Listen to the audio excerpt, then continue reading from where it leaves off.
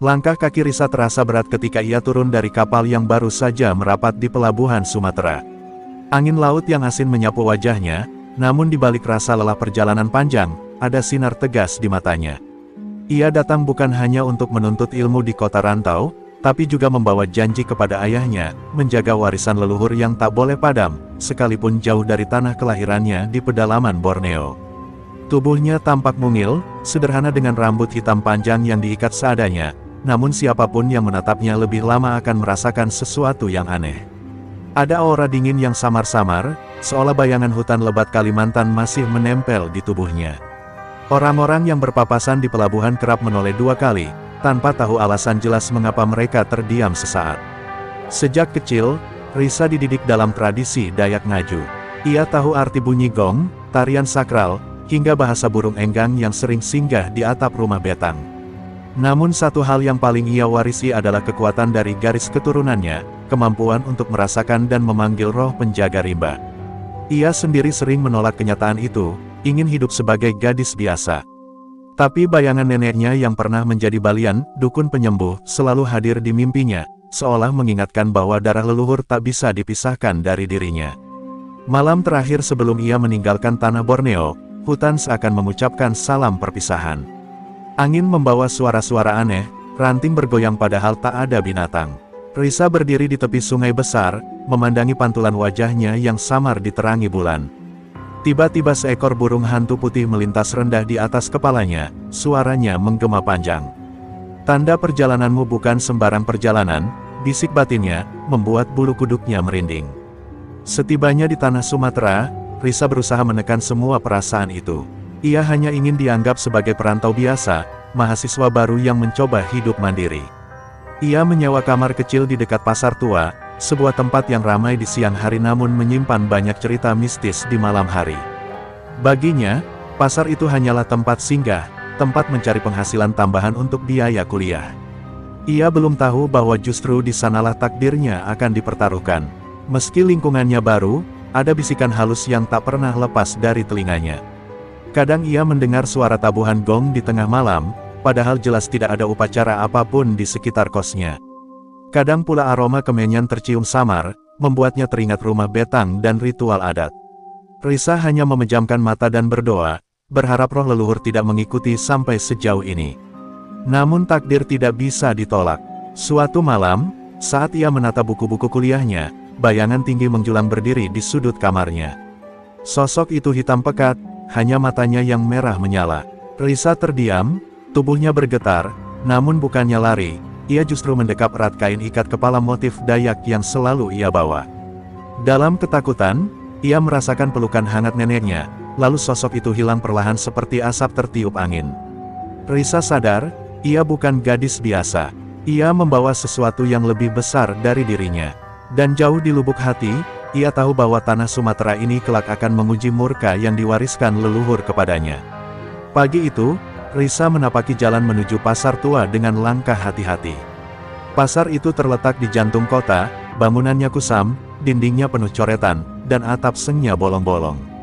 Namun meski tampak rapuh, hiruk-pikuk orang membuatnya seakan hidup dengan denyut yang aneh, teriakan pedagang, suara ayam berkokok, bau ikan asin, dan aroma dupa dari toko obat Cina bercampur jadi satu. Di mata orang awam, pasar itu biasa saja. Tapi bagi Risa, hawa gelap terasa mengendap di tiap sudut. Risa bekerja di sebuah warung kopi kecil milik seorang ibu paruh baya bernama Mak Ijah. Warung itu tak pernah sepi, selalu dipenuhi pedagang yang butuh kopi pahit untuk membuka hari.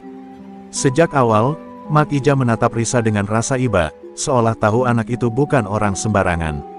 Kau hati-hati ya, nak. Pasar ini bukan sekadar tempat jual beli. Ada penguasanya, dan ada penunggunya, bisiknya suatu kali, membuat Risa hanya mengangguk sambil tersenyum. Semakin lama di sana, Risa mulai mendengar cerita. Semua pedagang takut pada satu nama, Minak Gondrong. Lelaki bertubuh besar dengan rambut panjang kusut, wajah penuh tato, dan tatapan liar yang bisa membuat siapapun membeku.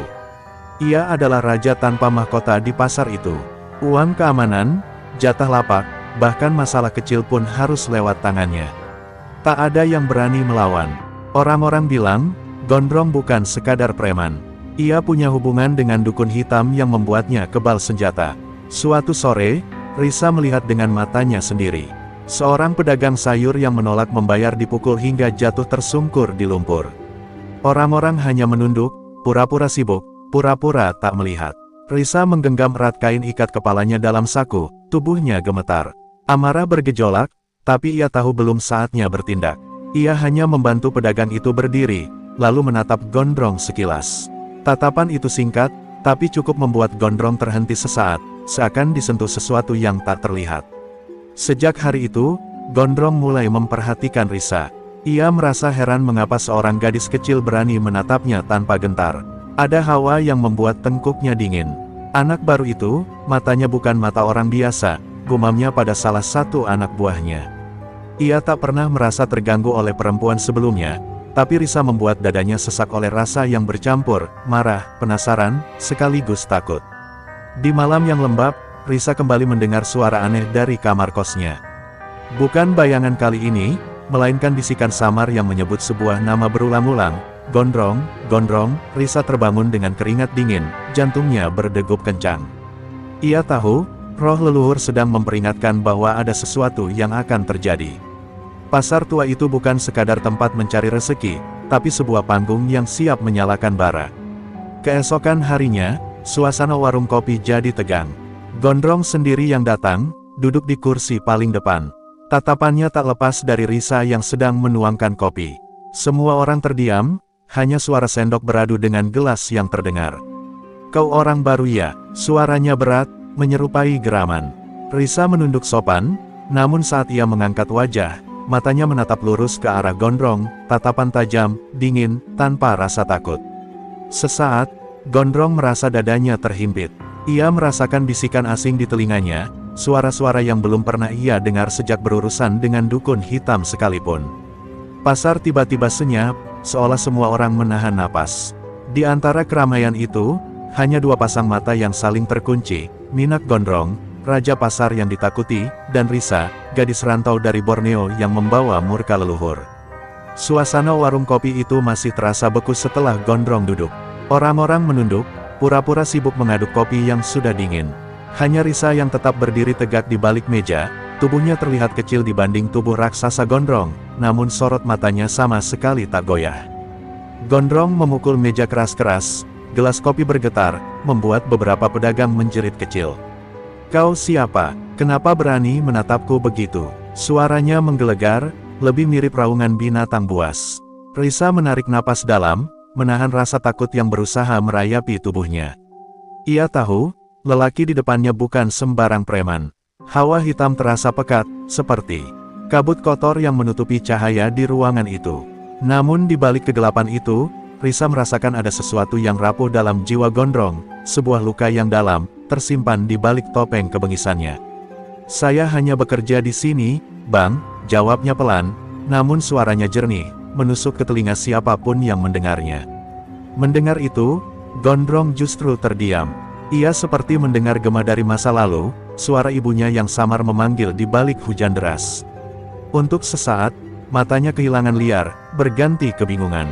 Tapi gengsi seorang penguasa pasar tak bisa runtuh begitu saja. Ia tertawa keras, tawa yang dibuat-buat untuk menutupi ketakutannya. "Hah, perempuan kecil berani menantangku. Kau tak tahu siapa aku. Aku ini raja di pasar ini." Risa tidak bergeming. Tangannya perlahan meraih kain ikat kepala Dayak di saku bajunya, meremasnya erat. Saat itu juga, hawa asing menyelimuti ruangan. Angin yang semula tenang tiba-tiba berembus dingin, membuat lampu warung bergoyang-goyang. Orang-orang saling pandang dengan wajah pucat, sebagian buru-buru keluar meninggalkan tempat itu. Mak Ijah hanya bisa merapatkan tangannya di dada, berdoa tanpa suara. Gondrong merasakan bulu kuduknya berdiri. Ia menoleh ke belakang, namun tidak ada apa-apa. Hanya ada bisikan samar di telinganya, bisikan yang sudah lama tidak ia dengar sejak bermain dengan ilmu hitam, bisikan roh. "Dia bukan perempuan biasa," gumamnya dalam hati. Namun lidahnya tetap congkak. "Kau pikir bisa lawan aku dengan tatapanmu? Semua orang di sini tunduk padaku. Bukan aku yang menundukkan mereka." Suara Risa terdengar lirih, tapi seakan menggema di seluruh warung, melainkan ketakutan mereka sendiri. Kata-kata itu bagai petir di telinga Gondrong. Ia berusaha bangkit dari kursi, namun tubuhnya seolah tertahan oleh beban yang tak kasat mata. Jantungnya berdetak kencang, wajahnya mulai berkeringat meski udara dingin menusuk. Anak buah gondrong yang ikut masuk mencoba menyerang, namun tiba-tiba salah satu dari mereka terhuyung, jatuh tanpa sebab, wajahnya pucat pasi. Yang lain mundur ketakutan, tidak berani menyentuh Risa. Semua mata kini tertuju pada gadis kecil itu. Gondrong akhirnya berdiri dengan gemetar, menatap Risa lekat-lekat. "Kau, siapa sebenarnya?" tanyanya dengan suara serak, hampir berbisik. Risa tidak menjawab, ia hanya tersenyum tipis, lalu berbalik melangkah masuk ke dapur warung, meninggalkan Gondrong dengan dada yang masih berdegup tak terkendali. Untuk pertama kalinya, sang penguasa pasar merasakan sesuatu yang belum pernah ia kenal, rasa tunduk. Namun di balik tunduk itu, lahirlah bara baru, antara takut, benci, dan penasaran, yang kelak akan menyeret mereka berdua ke dalam pusaran takdir yang lebih gelap. Malam itu, Risa duduk termenung di kamarnya yang remang. Pertemuan dengan Gondrong siang tadi terus membayang. Ia berusaha mengabaikannya, tapi jantungnya masih berdetak kencang, seakan ada sesuatu yang belum selesai. Tangannya kembali meraih ikat kepala bermotif Dayak yang selalu ia bawa, kain yang diwariskan langsung dari neneknya. Saat kain itu disentuh, hawa hangat mengalir ke tubuhnya, menenangkan namun juga memberi isyarat bahwa sesuatu sedang bergerak mendekat. Di luar jendela, bulan purnama menggantung penuh. Cahayanya masuk menembus tirai tipis, menerangi kamar dengan lembut. Risa memejamkan mata, mencoba berdoa, namun tiba-tiba suara tabuhan gong terdengar samar. Ia membuka mata, tapi suara itu tetap ada, semakin jelas, seolah berasal dari dalam dadanya sendiri. Tubuhnya bergetar, lalu ia jatuh terduduk di lantai. Dalam kondisi setengah sadar, Risa melihat dirinya berdiri di sebuah hutan lebat. Pohon-pohon raksasa menjulang tinggi, akar-akar melilit seperti ular. Di atasnya, seekor burung enggang raksasa melayang dengan sayap terbentang. Bulunya berkilau keemasan. Suara burung itu menggema, bukan dalam bahasa manusia, melainkan bahasa roh yang langsung menembus ke dalam hati. "Cucu Dayak, kau jauh dari tanah kelahiranmu, namun darahmu tetap darah penjaga. Kau akan diuji. Musuhmu bukan hanya manusia, tapi juga bayangan yang menguasai mereka.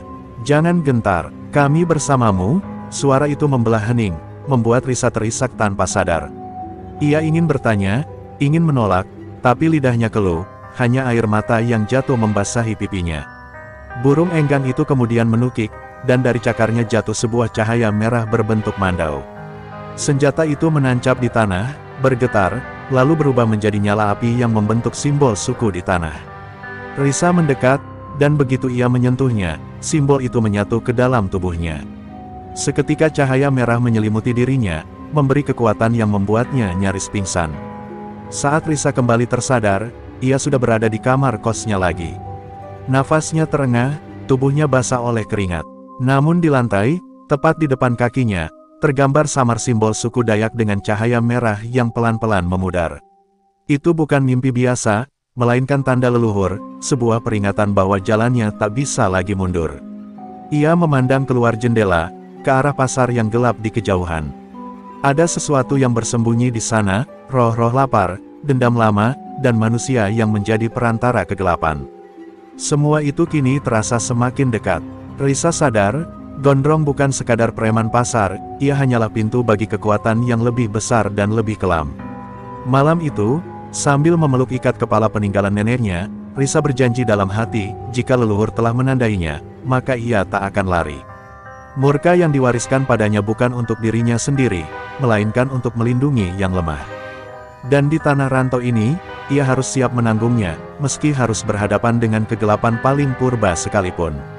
Keesokan paginya, pasar tua lebih ramai dari biasanya. Suara pedagang saling bersahutan, tapi ada kegelisahan yang tak bisa ditutupi. Risa merasakan hawa berbeda sejak ia melangkah masuk. Seolah bayangan malam tadi terbawa hingga ke lorong-lorong pasar. Di antara kerumunan, ia melihat wajah-wajah cemas para pedagang, mata mereka menatap ke arah yang sama, sekelompok anak buah gondrong yang sedang berjalan sambil menendang barang dagangan orang. Seorang pedagang tua yang berjualan sayur mencoba protes, namun seketika dipukul hingga terjatuh. Risa spontan berlari menolong, memapa lelaki tua itu yang tubuhnya gemetar menahan sakit. "Sudah, nak, jangan ikut campur," bisik si pedagang dengan suara serak. Tapi Risa hanya menggenggam erat bahunya, matanya menatap lurus ke arah preman-preman itu. Ada bara yang tak bisa lagi ia tahan. Salah satu preman mendekat, wajahnya bengis. "Kau lagi?" Anak baru ini rupanya sok jadi pahlawan. Ia mendorong Risa kasar hingga tubuhnya terhuyung. Kerumunan hanya bisa diam, tak berani melerai. Namun detik berikutnya, udara pasar berubah. Angin dingin tiba-tiba bertiup, membuat spanduk dan plastik-plastik lapak berkibar liar. Risa berdiri kembali dengan mata berkilau, tangan menggenggam kain ikat kepalanya erat-erat. Ketika preman itu hendak mengayunkan pukulan, Risa tak mengelak. Tinju itu mendarat di pelipisnya, darah menetes jatuh ke tanah becek pasar. Semua orang terkejut, Mak Ija berteriak histeris, tapi Risa justru menutup mata. Saat darahnya menyentuh tanah, pasar bergetar pelan. Dari celah papan, asap tipis putih keluar, bercampur aroma kemenyan yang menusuk hidung. Orang-orang mulai panik, beberapa pedagang berlari meninggalkan lapak, sementara anak-anak kecil menangis ketakutan. Preman-preman gondrong mencoba tertawa untuk menutupi rasa takut, tapi keringat dingin mengalir di pelipis mereka. Risa membuka mata, dan cahaya merah samar tampak berputar di bola matanya. Bisikan roh terdengar jelas di telinga semua orang, suara gong, suara teriakan perang, suara nenek moyang yang marah. Preman yang memukul Risa tiba-tiba terhuyung. Tangannya gemetar hebat, lalu tubuhnya jatuh tersungkur ke tanah, wajahnya pucat seperti kehilangan darah. Teman-temannya mundur, saling dorong, bingung harus berbuat apa. "Apa-apaan ini?" salah satu dari mereka berbisik ketakutan. Tapi Risa hanya berdiri diam, tubuhnya dikelilingi hawa yang tak kasat mata.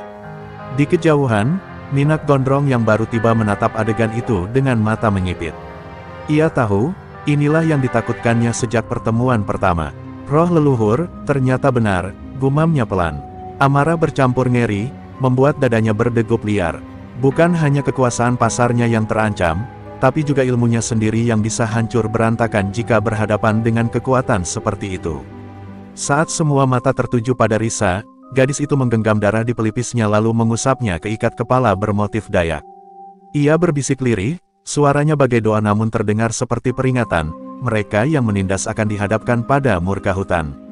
Kata-kata itu membuat pasar senyap seketika. Dari balik tatapan lembut seorang gadis, lahirlah bayangan murka yang siap mengubah segalanya. Suasana pasar berubah menjadi mencekam. Setelah darah Risa jatuh ke tanah, hawa tak kasat mata semakin kuat. Angin berembus kencang, tenda-tenda lapak bergoyang liar, barang-barang dagangan berjatuhan. Orang-orang berlari panik, sebagian bersembunyi di balik meja, sementara yang lain hanya bisa terpaku, tubuhnya gemetar tanpa tahu mengapa. Semua itu berpusat pada sosok Risa yang berdiri tegak di tengah hiruk pikuk. Risa perlahan membuka ikat kepala bermotif Dayak dari genggamannya. Kain itu tampak menyala samar, motif merah hitamnya seakan hidup, bergetar, dan mengeluarkan cahaya aneh. Saat ia mengikatkan kain itu di kepalanya, tubuhnya diliputi aura bercahaya. Kulitnya memancarkan semburat merah, simbol-simbol suku muncul samar di lengan dan wajahnya, seperti tato gaib yang terukir dari cahaya leluhur. Anak buah gondrong yang tadi menantang, satu persatu melarikan diri. Ada yang terjatuh menabrak lapak, ada pula yang hanya bisa berteriak histeris karena melihat bayangan besar di belakang Risa, siluet burung enggang dengan sayap terbentang, melayang seakan menaunginya. Pedagang yang tersisa hanya bisa menunduk, berdoa dalam hati. Mereka sadar sedang menyaksikan sesuatu yang tak pernah mereka lihat seumur hidup. Minak Gondrong maju selangkah, mencoba menutupi rasa takut yang kini merayap ke seluruh tubuhnya. "Kau pikir aku takut dengan pertunjukanmu itu?" Suaranya bergetar, meski ia berusaha keras membuatnya terdengar lantang. Namun tubuhnya tak bisa menipu, keringat deras membasahi wajahnya, tangannya gemetar ketika mencoba mengepalkan tinju. Risa menatap Gondrong dengan mata bercahaya, sorotnya dingin dan tajam. "Bukan aku yang kau lawan, Gondrong. Tapi roh yang tak bisa kau tundukkan dengan kekerasan," ucapnya lirih, namun terdengar jelas di telinga semua orang. Kata-katanya menggema, seolah keluar dari ribuan suara sekaligus. Hawa pasar semakin berat, seperti ada dinding tak kasat mata yang menekan semua yang ada di dalamnya. Tiba-tiba tanah bergetar, dari celah-celah lantai kayu pasar, asap putih keluar makin tebal. Di antara asap itu, terdengar suara gong dan teriakan perang purba. Orang-orang berteriak ketakutan, Beberapa pedagang bahkan berlutut, menyembah tanpa sadar, seolah tubuh mereka digerakkan oleh sesuatu yang lebih kuat dari rasa takut. Minak Gondrong mencoba melangkah maju, tapi lututnya justru terasa lemas. Ia melihat bayangan mandau pusaka di tangan Risa, meski benda itu belum benar-benar muncul. Bayangan itu, berkilat merah, mengarah langsung padanya. Untuk pertama kalinya dalam hidupnya, Gondrong merasa dirinya kecil, seakan bukan lagi penguasa pasar, melainkan sekadar manusia biasa yang berhadapan dengan kekuatan tak tertandingi. Risa mengangkat tangannya, dan angin berhenti seketika. Suasana pasar menjadi senyap, hanya suara detak jantung masing-masing yang terdengar. "Ini baru peringatan," katanya pelan. "Jika kau masih menindas mereka, murka leluhur tak akan lagi menahan diri." Kata-kata itu menghujam dada Gondrong lebih dalam dari pukulan apapun. Ia terdiam, lututnya bergetar, sementara seluruh pasar menyaksikan, sang Raja Preman dipaksa menunduk oleh seorang gadis Dayak. Malam itu, pasar tua berubah senyap setelah peringatan Risa. Namun diam-diam, Minak Gondrong tak terima dirinya dipermalukan. Di sebuah rumah kosong di pinggiran kota, ia duduk bersila di hadapan seorang dukun hitam yang wajahnya penuh garis luka bakar. Dukun itu dikenal sebagai Kiai Kelam, lelaki yang dipercaya bisa memanggil roh-roh gelap untuk memperkuat pengikutnya. "Aku ingin kekuatan itu, agar bisa menumbangkan gadis itu," suara Gondrong parau, dipenuhi amarah bercampur ketakutan. Kiai Kelam tersenyum miring, menyalakan dupa beraroma menyengat. "Kau tidak sedang melawan manusia biasa. Kau berhadapan dengan darah penjaga rimba. Tapi kalau kau siap menanggung akibatnya, roh-roh lapar bisa kuberi makan dari tubuhmu." Tanpa ragu, Gondrong mengangguk. Tangannya gemetar, tapi matanya penuh dendam. Ritual pun dimulai, suara mantra gelap berkumandang, membuat udara malam bergetar. Di sisi lain, Risa terbangun dari tidurnya. Dadanya sesak, telinganya dipenuhi suara-suara asing. Ia melihat bayangan hitam menari di dinding kamar, meski lampu tidak menyala. Dia sudah memanggilnya, bisik suara neneknya di telinganya, begitu nyata hingga membuat Risa berlutut, tubuhnya bergetar. Ia meraih ikat kepalanya, lalu bersiap. Ia tahu Gondrong tidak akan berhenti hanya karena peringatan. Pertarungan sejati baru saja dimulai. Keesokan malam, pasar tua yang biasanya lengang setelah jam tutup, mendadak bergetar oleh kekuatan tak kasat mata. Asap hitam merayap di lorong-lorong, membawa suara jeritan aneh yang hanya terdengar oleh jiwa yang peka. Pedagang yang lewat buru-buru pulang, merapatkan pintu rumahnya. Mereka tahu, malam itu bukan milik manusia. Malam itu milik roh-roh. Risa melangkah ke tengah pasar dengan ikat kepala terikat rapi, tatapannya tajam. Gondrong sudah menunggu, berdiri di bawah lampu jalan yang redup. Namun ada sesuatu yang berbeda darinya. Matanya merah, kulitnya tampak menghitam seperti terbakar dari dalam. "Sekarang kau lihat siapa raja sebenarnya," raung Gondrong, suaranya menggema lebih dari satu, seolah ada makhluk lain yang berbicara bersamanya. Risa menutup mata, lalu membuka kedua tangannya. Mandau pusaka muncul, bercahaya merah, melayang di samping tubuhnya. Saat dua kekuatan itu bertemu, pasar menjadi arena pertempuran tak kasat mata. Asap hitam melayang berputar, berusaha menelan cahaya merah yang menyelimuti Risa. Suara gong dan tabuhan ritual Dayak melawan suara jeritan roh kelam, benturan dua dunia yang tak pernah seharusnya bertemu. Tubuh Gondrong bergerak lincah, digerakkan oleh roh hitam. Tinju dan tendangannya menghantam udara, namun setiap kali mendekat, mandau pusaka Risa berkilat, memotong bayangan-bayangan yang keluar dari tubuhnya.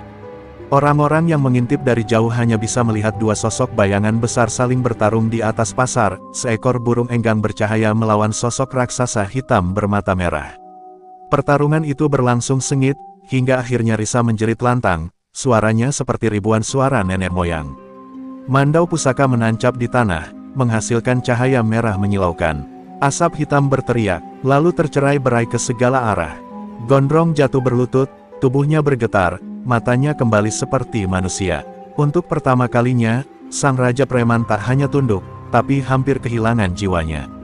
Pasar tua masih dipenuhi sisa asap putih dan aroma dupa terbakar. Lampu-lampu jalan berkelap-kelip, sebagian padam seolah tak sanggup menanggung energi yang baru saja dilepaskan. Tubuh Gondrong terhuyung, lututnya menekan tanah becek yang basah oleh sisa hujan sore. Nafasnya terengah, mata merahnya perlahan meredup kembali menjadi mata manusia. Namun wajahnya penuh kengerian, seperti baru saja melihat bagian terdalam dari neraka. Risa berdiri tegak beberapa langkah di depannya. Mandau pusaka masih menancap di tanah, memancarkan cahaya merah samar. Helaian rambutnya berantakan, pelipisnya basah oleh keringat dan darah, tapi sorot matanya tetap dingin. Suasana senyap, hanya suara detak jantung orang-orang yang bersembunyi di balik pintu lapak. Semua saksi tahu, yang mereka lihat bukan sekadar perkelahian, melainkan pengadilan leluhur. Minak Gondrong mencoba berdiri, namun tubuhnya tak mampu. Setiap kali ia mencoba menegakkan badan, hawa berat menekannya lebih dalam ke tanah. Dadanya sesak, seolah ada ribuan tangan tak terlihat yang memaksa kepalanya menunduk. "Siapa sebenarnya kau?" Suaranya parau, penuh keputusasaan. Ia bukan lagi raja pasar, bukan lagi penguasa yang ditakuti, melainkan seorang lelaki yang tercerabut dari kesombongannya. Risa mendekat perlahan, setiap langkahnya terdengar bagai palu yang menghantam dada Gondrong. "Aku bukan siapa-siapa," jawabnya lirih, tapi setiap kata terasa tajam. "Aku hanya cucu dari leluhur yang tak pernah rela hutan mereka diinjak dengan kesewenang-wenangan. Kau menindas mereka yang lemah, maka murka mereka datang kepadamu." Suara itu membuat bulu kuduk Gondrong berdiri, dan air matanya menetes tanpa ia sadari. Seketika, mandau pusaka yang menancap di tanah bergetar lalu hilang dalam cahaya. Hawa berat menghilang, angin kembali tenang. Namun Gondrong tetap berlutut, tubuhnya lemas seperti kehilangan seluruh tenaga. Anak buahnya yang menyaksikan dari kejauhan hanya bisa saling pandang, tidak berani menolong. Mereka tahu, malam itu bukan milik Gondrong lagi. Orang-orang perlahan keluar dari persembunyian. Pedagang, kuli angkut, bahkan Mak Ijah yang bersembunyi di balik pintu warung, mendekat dengan wajah penuh takjub. Mereka tak berani bersuara, hanya bisa menatap Gondrong yang berlutut di hadapan seorang gadis muda. Pemandangan yang tak pernah mereka bayangkan, sang raja preman tunduk, dipatahkan bukan oleh polisi, bukan oleh geng lain, tapi oleh kekuatan leluhur yang hidup di tubuh Risa. Risa memandang sekeliling, melihat ketakutan sekaligus harapan di mata para pedagang. Ia tahu, malam itu akan jadi titik balik. "Bangkitlah kalau kau mau, Gondrong. Tapi bukan untuk berkuasa lagi. Bangkitlah untuk menebus salahmu pada mereka," katanya tegas. Kata-kata itu bukan ancaman, melainkan putusan. Gondrong hanya bisa menunduk lebih dalam, hatinya hancur oleh rasa malu dan penyesalan. Malam itu, berita menyebar dengan cepat. Minak Gondrong, ketua preman pasar yang ditakuti, telah bertekuk lutut di hadapan seorang gadis rantau dari Borneo. Tidak ada lagi yang berani menyebut pasar tua sebagai milik Gondrong. Sejak saat itu, pasar berubah, dan nama Risa perlahan-lahan mulai disandingkan dengan julukan baru, penjaga pasar. Fajar merekah di atas pasar tua. Untuk pertama kalinya setelah sekian lama, pedagang membuka lapak mereka tanpa rasa was-was. Tidak ada lagi teriakan anak buah Gondrong yang menagih jatah, tidak ada bayangan intimidasi yang menghantui. Orang-orang tersenyum sambil menata sayuran, buah, dan kain dagangan. Seolah pasar yang dulu muram telah menemukan cahaya baru. Di sudut pasar, Risa berdiri dengan tenang, mengikat rambutnya sambil memperhatikan suasana. Banyak mata yang menatapnya dengan rasa hormat bercampur kagum. Mereka masih sulit percaya bahwa gadis yang awalnya dianggap orang asing, kini menjadi simbol keberanian. Anak kecil berlari-lari sambil berteriak, "Itu Kak Risa, penjaga pasar," membuat wajah Risa memerah, meski ia menunduk menahan senyum. Namun perubahan itu tidak sepenuhnya berjalan mulus. Gondrong masih hidup, meski jiwanya koyak oleh peristiwa malam itu. Ia memilih mengasingkan diri di sebuah gubuk pinggir sungai, menjauhi hiruk-pikuk pasar yang dulu ia kuasai. Anak buahnya tercerai-berai, sebagian lari meninggalkan kota, sebagian lagi memilih menyamar menjadi pedagang biasa. Hegemoni yang ia bangun selama bertahun-tahun runtuh hanya dalam satu malam. Orang-orang mulai berbisik bahwa roh leluhur Dayak benar-benar menjaga Risa. Setiap kali ada yang mencoba berbuat curang atau merugikan pedagang, entah mengapa mereka selalu mendapat celaka, jatuh, sakit mendadak, atau dagangannya rusak. Mitos itu menyebar cepat, dan membuat orang semakin segan pada nama Risa. Bagi mereka, kehadirannya bukan hanya pelindung, tapi juga pengingat bahwa keadilan bisa hadir lewat jalan yang tak terduga. Di malam hari, pasar yang biasanya gelap mulai ramai dengan obrolan hangat. Lampu-lampu dinyalakan lebih banyak, warung-warung kopi penuh pengunjung, dan suara musik tradisional kadang terdengar dari kelompok pemuda. Kehidupan baru mulai tumbuh, dan semuanya bermula dari keberanian seorang gadis yang menolak tunduk pada kesewenang-wenangan. Meski begitu, Risa tahu bahwa ketenangan ini mungkin hanya sementara. Ia masih merasakan sisa-sisa aura gelap dari ritual gondrong, bersembunyi di sudut-sudut kota. Bayangan itu belum benar-benar hilang, gumamnya suatu malam sambil menatap langit. Ia sadar, pertarungan bukan hanya soal gondrong, tapi juga soal warisan gelap yang telah ia bangkitkan. Beberapa pedagang senior mulai mendekati Risa, memintanya secara resmi menjaga pasar. "Kami butuh pemimpin baru, bukan preman, tapi pelindung," kata Mak Ijah dengan mata berkaca-kaca. Risa terdiam, hatinya bimbang. Ia bukan datang untuk berkuasa, tapi menolak juga berarti membiarkan pasar kembali tanpa penjaga. Dan leluhur dalam darahnya terus berbisik, mendorongnya menerima takdir itu. Hari itu, tanpa upacara, tanpa pengumuman besar, masyarakat pasar sepakat memberi julukan baru, Dayang Penjaga. Gelar itu melekat pada Risa, menandai babak baru dalam sejarah pasar tua. Namun jauh di kejauhan, dari balik gubuk pinggir sungai, sepasang mata masih mengintai dengan dendam yang belum padam. Malam itu, bulan purnama menggantung tinggi di langit. Pasar yang kini damai tiba-tiba diselimuti hawa dingin yang tak biasa. Lampu-lampu minyak bergoyang diterpa angin, dan anjing-anjing liar menyalak ke arah yang sama, sungai di pinggir kota. Risa, yang sedang duduk di warung Mak Ijah, mendadak merasakan desiran kuat di dadanya. Ia tahu, saat yang ia khawatirkan akhirnya tiba, bayangan itu datang kembali. Di gubuk pinggir sungai, Gondrong berdiri dengan wajah penuh keputusasaan. Tubuhnya kurus, matanya cekung, tapi aura hitam di sekelilingnya tampak lebih padat dari sebelumnya. Ia telah menyerahkan hampir seluruh jiwanya kepada roh-roh kelam. "Kalau aku harus hancur, biarlah aku hancur bersamanya," teriaknya. Air sungai bergejolak, menampakkan wajah-wajah menyeramkan yang berteriak meminta tumbal. Risa datang, melangkah tenang dengan ikat kepala leluhurnya. Mandau pusaka muncul di tangannya, bercahaya merah darah. "Gondrong, cukup, jangan biarkan dirimu jadi budak bayangan. Kau masih manusia," serunya. Tapi Gondrong tertawa, tawa yang getir bercampur tangis. "Aku tidak bisa kembali, satu-satunya jalanku adalah menelanmu." Risa, pertarungan terakhir pun dimulai. Bayangan hitam meledak dari tubuh Gondrong, menjelma menjadi sosok raksasa berwajah seribu. Jeritannya mengguncang udara, membuat pepohonan di tepi sungai tumbang. Risa menutup matanya, merapal doa leluhur.